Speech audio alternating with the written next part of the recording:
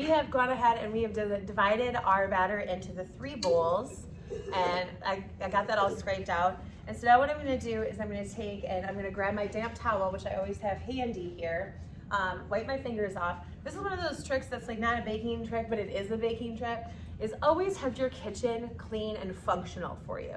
Make your kitchen work for you so that you can have fun baking in the kitchen, and part of that is making sure that you have like a wet towel to wipe your fingers off, you have all your ingredients laid out, and in the chef world that's called mise en place, which means everything in its place, and it's super important when you're baking.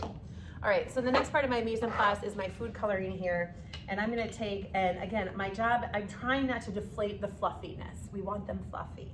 And so I'm gonna take and I'm just gonna start drizzling in some of that food coloring to make them, now these are concentrated food coloring gels, so a little bit goes a long way when it comes to these colorings.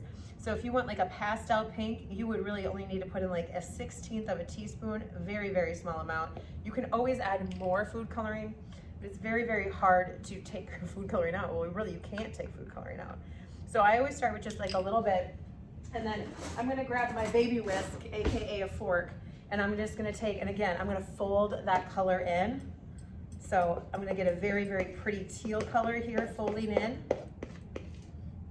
to that. And if you want a marbled, you can actually not mix the color in all the way, but leave it swirly. So then when it comes out of your piping bag, you can have a marbled macaroon as well, which is kind of fun. All right, so we've got that. Grab a couple more forks. I'm gonna use a different fork for each one. Of course, you clean your fork in between, but this is just a little bit quicker to show you. I'm gonna take and I'm gonna swirl that in to get the yellow. Now, if you feel like it's not yellow enough, and you want it like, you want these to be like super, super bright, you of course can take and then just add more food coloring. I mean, I added just like a couple, probably like 3 drops, and I've got some bright yellow macaroon mix there. Same thing with our princess pink. I'm gonna grab our fork and stir that in. All right. So as we're mixing here, again, I'm not beating it, I'm folding it from the bottom every time, because I'm gonna take and I'm gonna use a spatula to get this out of there. And you probably want it a little tiny bit brighter than you think, because when it bakes, it becomes muted.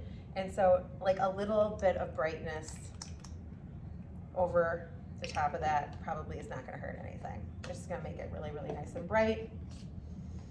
And we're gonna put this batter into our piping bags, and then I'm gonna show you guys how to pipe some macaroons onto our baking sheet and get all of that ready to go.